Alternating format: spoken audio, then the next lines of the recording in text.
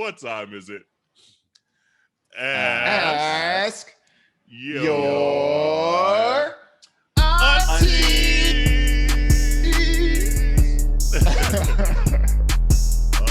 see here. This one's short and to the point. It says, is your ex responsible for keeping the lifestyle they introduced you to?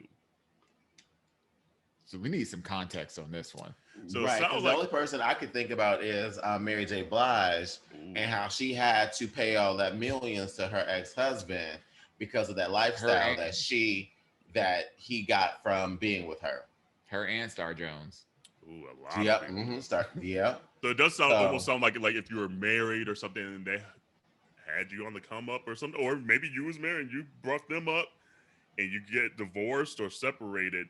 Are you responsible now to keep that lifestyle up for them, or is like it is what it is? You should have kept me, boo. Hell no! If you start off a scrub, you're gonna leave this bitch as a scrub.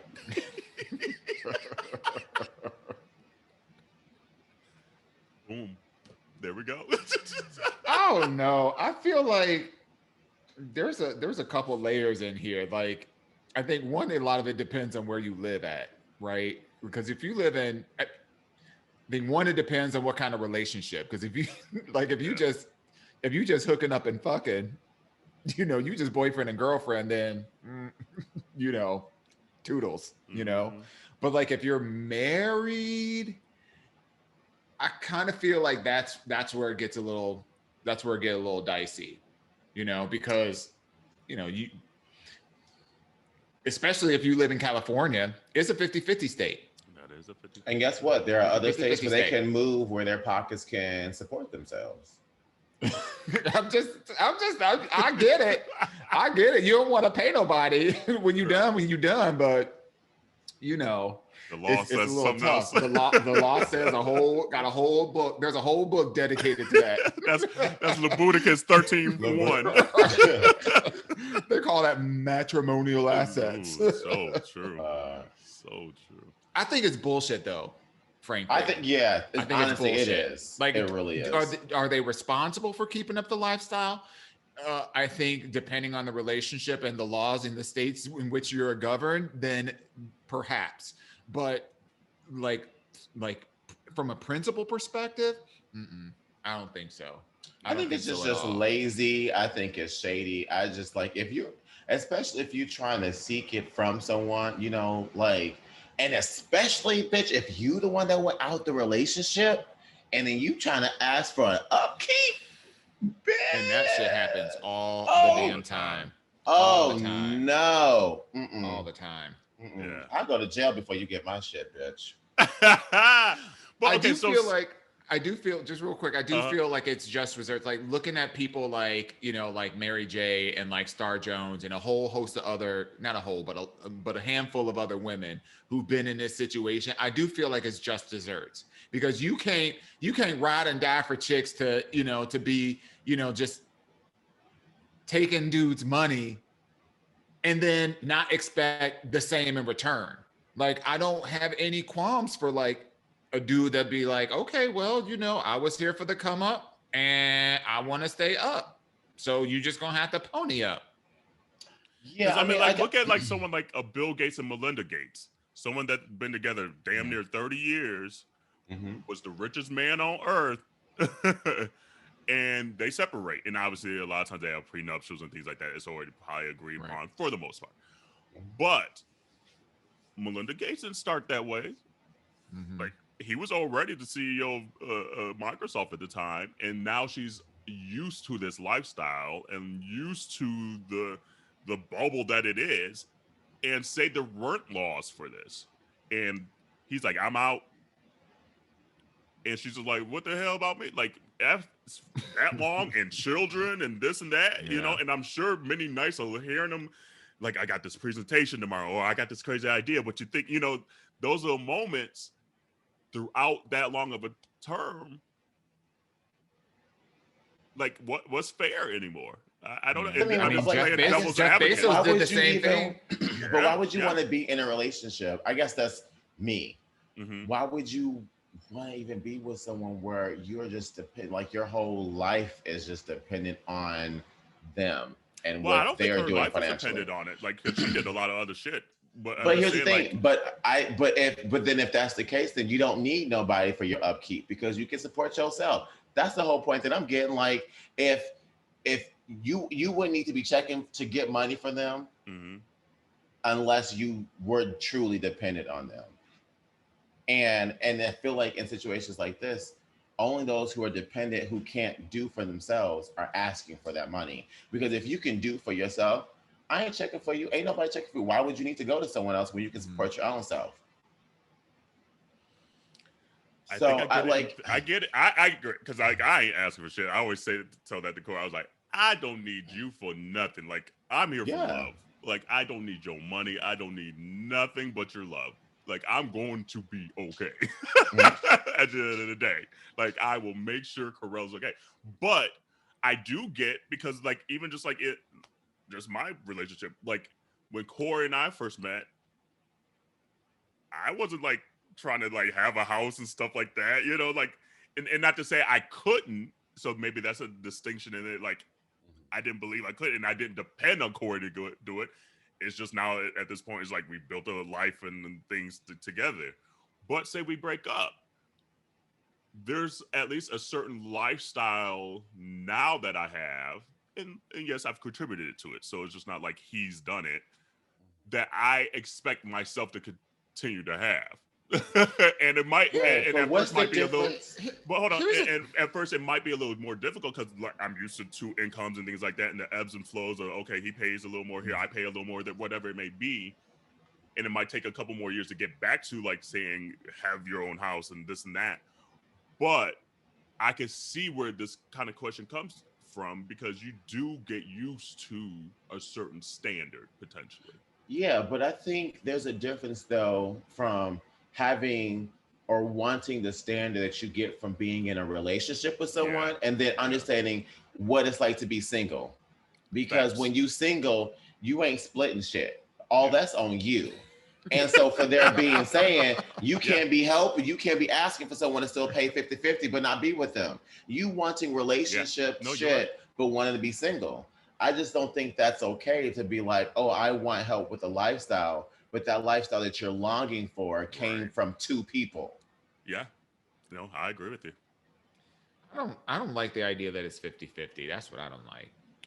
Like, just, and this is not like a misogynistic thing. I feel it goes both ways. Like if I come into a relationship, if I'm outside of a relationship, I've got 10 million in the bank, and then we hook up and now we're in a relationship together. We married for, 3 years or whatever. And we live in this $10 million lifestyle, right? And then circumstances happen that we don't want to be with each other for anymore, whatever. Even if it's not amicable. Like in my mind, I would say, okay, I'll break you off, like something so that you're comfortable, whatever, because and that will be commensurate with the quality and the timeline of the relationship. Like you worth $55 a day. You only put out twice a week, so that's another $80. Oh, you know what? You ain't clean after yourself, so subtract $75 there.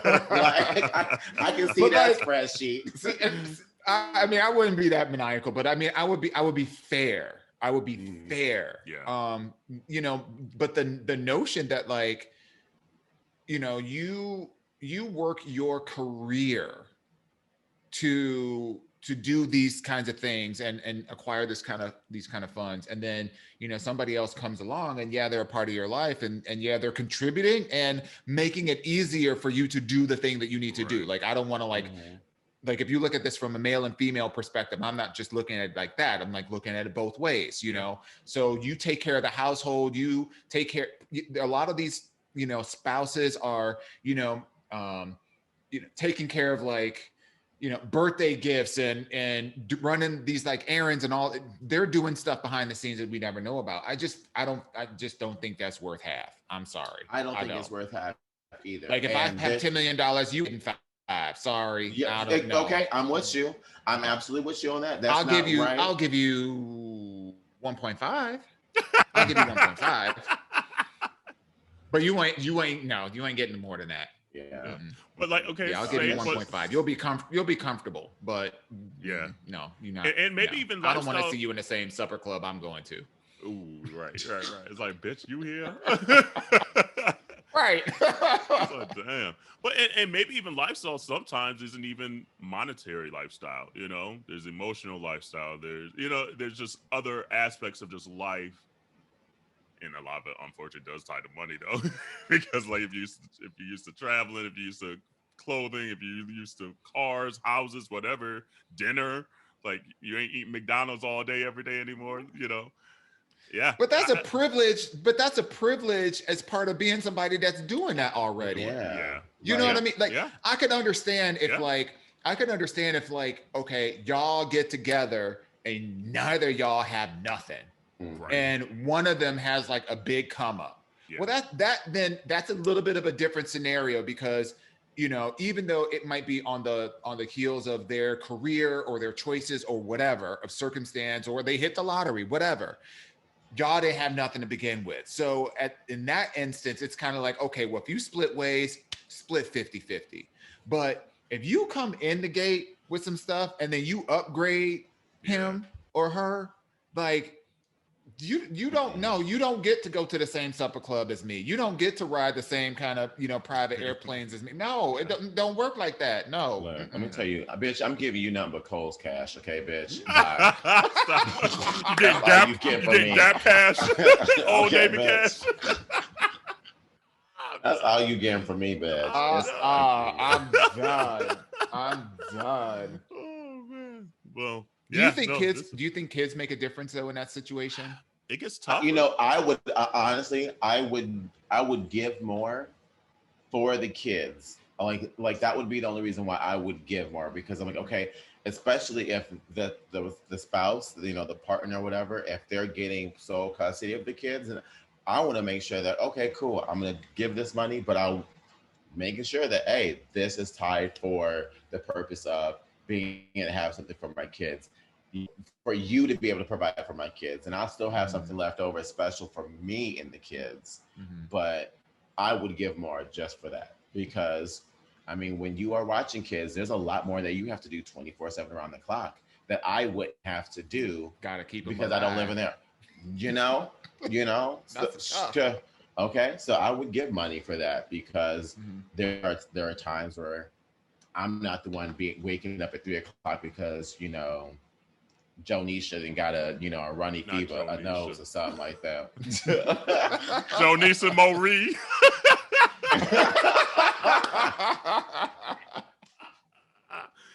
Oh Lord. Well, no, yeah, that's an interesting topic though. It's just like, it is happening day in, day out, quite frankly. And it's just like, is it X responsible? No. But there's a lot of gray in it, especially probably based on time frame, based on kids, based on a lot of things. Like you said, like if they start off with nothing, both of them, now they both on the come up and they up there, there's gonna be some fighting going on, because there's contribution that people just don't see, like you said. I wonder what our friends David and John would say from Queer Money podcast on this situation. Yes. You know what I mean? Let's ask them. They tend to be a little bit more. Well, we should ask them. We should try to ask them. It's like, so we're gonna put this on IG right here, and we want you to give your response, and we'll post it on IG as well. So the question, well, maybe we can go live with them or something next week. That would be dope. From PV. Yeah, from PV. Let's talk about money. Actually, the last time I was in PV was that episode. Oh, shut up! That's That's funny. Right. That's funny. Yeah. Huh? That's maybe right. The universe is just calling it back. Okay, let's do it. I wish I was gonna be down there with y'all. No, that would have been so much fun. Damn it, Dawon. I'm excited. I cannot wait. Yeah. You guys will have fun. Girl, I haven't seen you in so long, girl. I know. Like I am more than ready. But let me ask this question. Let me ask this question. So, assuming that, you know, we continue on being open. Oh, hold on. And send your question to aya@minorityareport.com. Thank you. DM us. Okay, now what?